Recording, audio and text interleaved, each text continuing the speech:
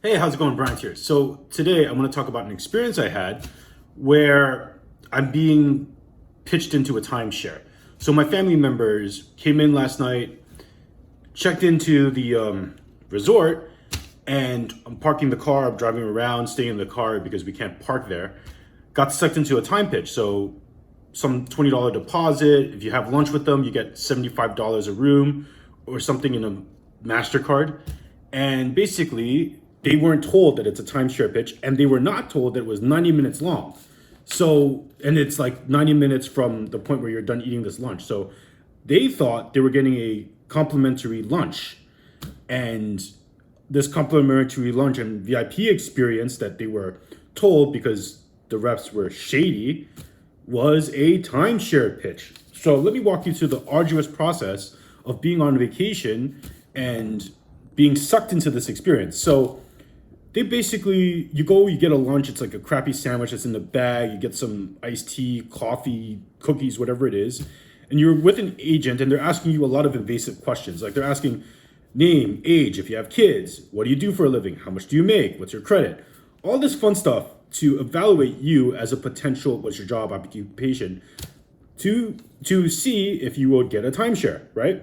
So I want to disclose that maybe in the future, or for some people, timeshares probably work.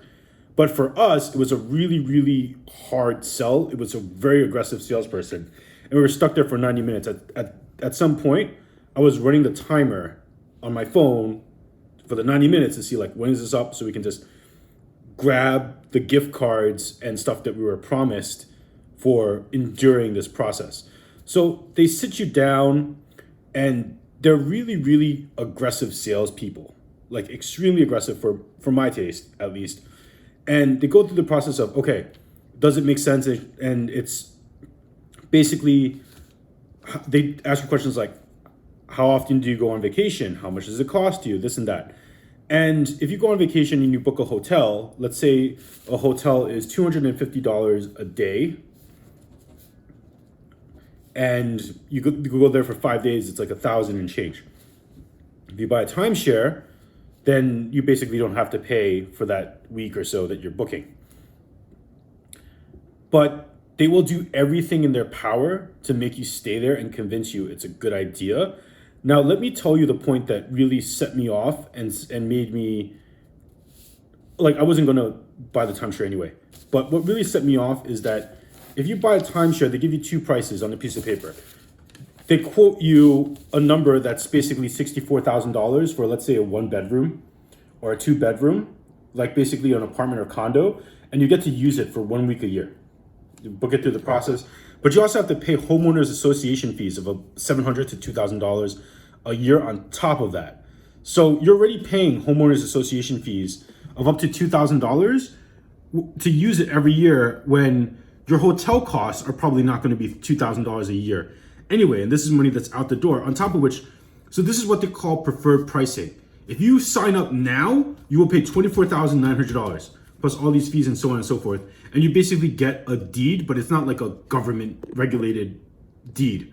It's like the property or the corporation or the entity giving you their version of what a deed is. I don't know if it's legally enforceable or not, but it's like just really weird. And then, so they give you two prices. If you take this deal today, you can get a timeshare in Florida, more specifically Orlando, for $24,900. If you go later in the future, then the price is going to be $64,900. Now, we did this because we went through the process because, first of all, free lunch. We love free lunch, right? And we'll take whatever gift cards they give because it's a VIP experience. Now, I can blame myself for being ignorant enough to go through this process, but it's like for four people to go through this process to make $75, it's like making $17 an hour, the equivalent for four people to join there. Whether or not the time is worth it for you or your family members or other people, you guys decide if it's worth enduring this timeshare pitch. But I know a lot of people do it. If it works for them, great. If they're happy with it, great. Not going to knock them for their choices.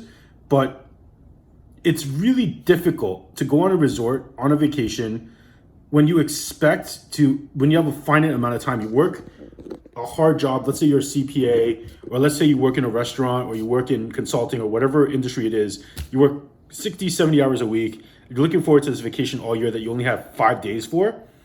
It doesn't make sense, in my opinion, to force yourself to a 2-hour endeavor to get a $75 gift card to hear a sales pitch for something that doesn't make economic sense. Now, what I mean by it doesn't make economic sense is that if you in Florida right now, in Orlando, if you look for condos typically go from $200,000 to $350,000. One bedroom, whatever, Zillow, current price, whatever it is. This timeshare, if they value it at their preferred pricing, as they call it, at $24,900 for the 1 week, a year that you're using it, that you have to reserve for, that gives that condo a valuation. Let's say you have to get it for 52 weeks a year, about $1.294 million.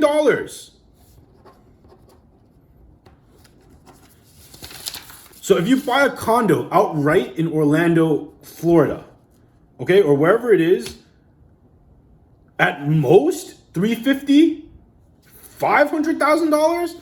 But I don't think, if you do the math and you break it down, instead of saying, okay, I'm going to own this property for 1 week a year, 52 weeks a year, the valuation of that, if it's the best supposed pricing they can give you at 1.2 whatever million dollars, if it's at $64,000, like they said, if you come back later and you decide in the future you want to buy it, that puts the valuation of that condo at approximately $3.5 to $4 million for a 1 to 2 bedroom condo, on top of which you have to pay homeowners association fees.